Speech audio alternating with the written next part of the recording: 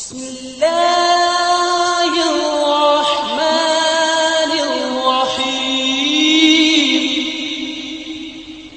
بس رمضان کی سب سے بڑی تیاری کیا ہے کہ اپنے دلوں کو صاف کر لو پہلے سے، کہ جس دل میں نفرت ہو، بغض ہو، کسی کے لیے غصہ ہو، کسی کے لیے کیا کیا جذبے ہوں، دل صاف کرنا۔ ہمارے گھروں میں روزانہ جھاڑو ہوتا ہے، یہاں مدرسے میں روزانہ صفائی ہوتی کہ نہیں ہوتی؟ کیونکہ دنیا کی اصل گندگی ہے تو جھاڑو ہاتھ سے نہیں چھوٹ سکتا۔ حرم شریف میں دیکھا کیسے چاروں طرف خدام پھر رہے ہوتے ہیں برش لے کر، تو دل پہ غبار ایسے آتا ہے جیسے صحن میں غبار آتا ہے، دل پہ گندگی ایسے آتی ہے جیسے صحن میں آتی ہے۔ تو ہم نے نظام بنایا ہوا ہے، لوگ مقرر ہیں وہ روزانہ جھاڑو دیتے ہیں۔ تمہارا دل ایک آنگن ہے، ایک صحن ہے، اس میں بغض، نفرت، حسد، پتہ نہیں کیا کیا گندگیاں آئیں گی اور آتی رہیں گی۔ بچوں ایک کام کرو، جھاڑو پکڑ لو، صاف کرو۔ یا اللہ معاملہ تجھ سے کرنا ہے، لوگوں سے نہیں۔ کسی نے برا کہا، کسی نے غیبت کی، کسی نے گالی دی، کسی نے دھکا دیا، کسی نے حق مارا، کسی نے کچھ کیا، یا اللہ تیرے سپرد میں نے اپنے دل کو سب سے صاف کیا، میں نے اپنے دل کو سب سے صاف کیا۔ یہ اتنی بڑی عبادت ہے کہ بڑے بڑے نفلوں والے، تہجد والے، حج عمرے روزے والے تمہیں نہیں پکڑ سکیں گے، کیونکہ اس کا کرنے والا دنیا میں کوئی نہیں۔ نفل پڑھنے والے تو بے شمار ہیں، عمرے کرنے والے بے شمار ہیں، علماء بے شمار ہیں، حاجی بے شمار ہیں، سخاوت کرنے والے بے شمار ہیں، لیکن اس ٹکڑے کو صاف کرنے والا لاکھوں میں ایک بھی نہیں ہے۔ مشکل کام ہے، آپ یہ سیکھ لیں، صاف کرو، صاف کرو، صاف کرو۔ یہ رمضان کی سب سے بڑی تیاری اور علم کو حاصل کرنے کی سب سے بڑی چابی ہے کہ اپنے دل کو کھلا کر لو۔ کوئی چیز خالی ہوگی تو کچھ آئے گا۔ جس دل میں بغض بھرا ہو، نفرت بھری ہو، حسد بھرا ہو، کینہ بھرا ہو، اس میں خاک آئے گا، اس میں تو علم کی ایک کرن بھی نہیں آئے گی۔ اس زبان سے چاہے جتنے مرضی موتی بکھیرے، دل اس کا اندھا ہوگا۔ لا تعمل الابصار ولكن تعمل القلوب التي في الصدور۔ یہ آنکھوں سے اندھے نہیں، دل سے اندھے ہیں۔ تو بچوں اپنے دل کو صاف کرنا سیکھو۔ وہ کتنی مشہور حدیث ہے، آپ نے کہا اس دروازے سے ایک جنتی آ رہا ہے، تو ایک انصاری صحابی داخل ہوئے، جوتا ہاتھ میں، داڑھی میں وضو کا پانی۔ اگلے دن اس دروازے سے ایک جنتی آ رہا ہے، تو ایک صحابی آئے، ہاتھ میں جوتا، داڑھی میں وضو کا پانی، وہی صحابی۔ اگلے دن اس دروازے سے ایک جنتی آ رہا ہے، تو وہی صحابی 3 دن جنت کی بشارت لیے۔ اس صحابہ کی جماعت میں ایک شخص ہیں جن کا نام ہے عبداللہ بن عمرو بن عاص۔ ان سے بڑا عبادت گزار صحابہ میں کوئی نہیں تھا، نہ سابقین میں نہ متاخرین میں، نہ پہلوں میں نہ بعد والوں میں۔ ان کی عبادت کیا تھی؟ ساری رات جاگنا، سارے دن کا روزہ، اور ایک ختم قرآن صبح سے شام تک۔ اتنی اللہ نے طاقت دی تھی۔ پھر وہی غلوب والی بات آ گئی، ایکسٹریم ہونے والی بات آ گئی۔ ان کی شادی والی رات حجلہ عروسی میں داخل ہو رہے ہیں، دلہن کے کمرے میں داخل ہو رہے ہیں، اور مصلی بچھا کے اللہ اکبر، اور دیر نفل تے نفل، دیر نفل تے نفل۔ تو ان کی بیگم نے دیکھا تو وہ بھی خیر کا زمانہ تھا، انہوں نے بھی وضو کیا اور پیچھے مصلی بچھا کے وہ بھی فجر تک نفل پڑھتے رہے۔ صبح ہوئی تو حضرت عمرو بن عاص رضی اللہ عنہ نے پوچھا، بیٹی رات کیسی گزری؟ کہا جی ماشاءاللہ آپ کے بیٹے تو بڑے عبادت گزار ہیں، ساری رات نفلوں میں ہی گزری۔ تو وہ ان کو شکایت کر دی۔ حضرت عمرو بن عاص کو اتنا غصہ چڑھا، بیٹے کو تو کچھ نہیں کہا، کتنی حکمت کی بات ہے، سیدھے گئے اللہ کے نبی کے پاس، یا رسول اللہ یہ عبداللہ دیکھیں کیسا نادان ہے، اس کی شادی کی ساری رات نفل پڑھتا رہا۔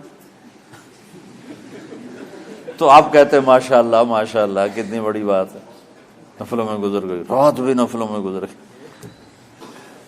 تو آپ نے حضرت عبداللہ بن عمر کو بلا کے ڈانٹا کہ تو نے مہینے میں 3 دن روزے رکھنے ہیں، بس اس سے زیادہ نہیں رکھنے، اور ہفتے میں 1 قرآن ختم کرنا ہے۔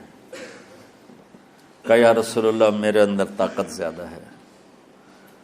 پھر اچھا 15 دن روزے رکھنے، کہ نہیں میرے اندر طاقت زیادہ ہے۔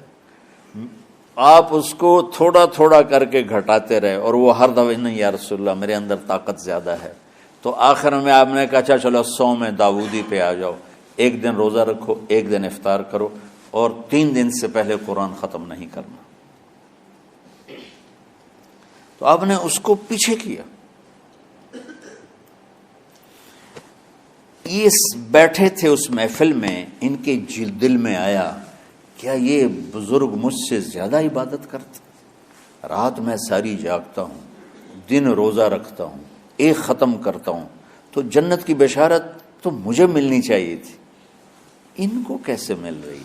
یہ کسی کتاب میں نہیں لکھا کہ یہ ان کا جذبہ تھا، لیکن جو کہ میں ان کی سیرت کو جانتا ہوں تو مجھے خیال آتا ہے کہ ان کی نفسیات میں یہ بات آئی ہوگی، چونکہ صرف انہی کو خیال آیا کہ میں جا کے دیکھتا ہوں کہ یہ بزرگ کیا کرتے ہیں۔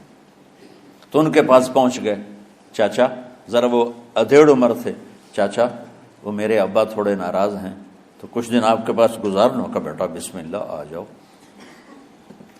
اب رات ہوتے ہی عشاء کی نماز پڑھ کے انہوں نے جلدی سے چادر اوپر لی اور یوں سراغ کر کے ان چاچے کو دیکھنے لگے ایسے کر کہ اب یہ کیا ساری رات سجدہ کرے گا، اور ساری رات روتے روتے روتے روتے مصلی گیلا ہو جائے گا، یا ساری رات رکوع کرے گا، ساری رات قیام کرے گا، ساری رات قرآن پڑھے گا، اس تصور سے یوں دیکھ رہے۔ اور وہ بزرگ صحابی تشریف لائے، سرانے پہ سر رکھا، اللہم بسمک اموت و احیا، ہو گئے۔ اب یہ دیکھ رہے ہیں ابھی اٹھیں گے، ابھی اٹھیں گے، ابھی اٹھیں گے، اٹھے نا، فجر کی اذان پہ اٹھے۔ اب یہ تو حیران پریشان ہو گئے کہ یہ کیا ہو؟ اس زمانے میں تو منافق تہجد نہیں چھوڑتے تھے ڈر کے مارے کہ پتہ نہ چل جائے ہمارے کفر کا، تو یہ چاچا جنت بھی لے گیا تو ستا بھی پیا کہ چلو کل دیکھوں گا۔ اگلی رات پھر چادر سر پہ کر کے اور یوں سوراخ کر کے لیٹے ہوئے اور دیکھ رہے۔ چاچا پھر تشریف لے اور سرانے پہ سر رکھا، اللہم بسمک اموت و احیا، ہو گئے۔ فجر کی اذان پہ اٹھے، یہ اور پریشان ہو گئے کہ میرا نبی کا فرمان تو سچا ہے، اس میں تو شک بھی کفر ہے، لیکن عمل کیا ہے جس پر اس کو جنت کی بشارت ملی؟ 2 رکعت نفل بھی نہیں۔ اور آج کے دور میں تم میں سے ماشاءاللہ اکثر بچے تہجد پڑھتے ہیں کہ 1 رات اور دیکھوں گا، تیسری رات اللہم بسمک اموت و احیا، ہو گئی ساری رات۔ تو تیسری رات پھٹ پڑے عبداللہ بن عمر، کہنے گے چاچا میری ابا سے کوئی لڑائی نہیں تھی، 3 دن میں تیرے بارے میں سنتا رہا، جنتی جنتی جنتی، میں دیکھنے آیا تھا کہ آپ کیا کرتے ہیں، آپ تو کچھ بھی نہیں کرتے ہو، ساری رات سوتے رہتے ہو، اب کیا کرتے ہو؟ انہوں نے کہا بیٹا یہی ہے جو تم نے دیکھا ہے۔ اب ان کو سمجھ میں نہیں آ رہا کہ یہ جوڑ کیسے بٹھاؤں، ادھر جنت کی بشارت، ادھر ساری رات خراٹے، اب یہ اس میں جوڑ کیسے بٹھاؤں، کیونکہ نبی کی بات تو غلط ہو نہیں سکتی۔ تو اب وہ نا ایسے نا بڑے بے دل سے ہو کر واپس مڑے، پتہ نہیں کی چکر ہوئے گی کوئی گل۔ جب وہ دروازے تک پہنچے تو کہنے لگے بیٹا ادھر آنا، واپس آ گئے۔ کہا میں تمہیں اصل راز کی بات بتاتا ہوں۔ کہا کیا ہے کیا ہے؟ تو یہاں ہاتھ رکھا، کہا یہ جو دل ہے نا اس میں کسی انسان کی نفرت نہیں۔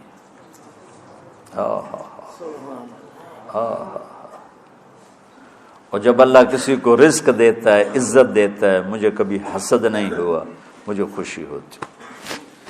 تو عبداللہ بن عمر نے کہنا تھا ہاں یہ بات ہے، نہیں، انہوں نے کہا ہاذا ہوا، اچھل کے کہنے لگے ہاذا ہوا، ہاں ہاں ہاں ہاں یہی ہے یہی ہے یہی ہے۔ پھر کہنے کہ چاچا پر یہ میرے بس کا نہیں ہے، کون کرے گا یہ؟ اتنے بڑے آدمی ہو کر کہہ رہے ہیں کہ یہ میرے بس کا نہیں۔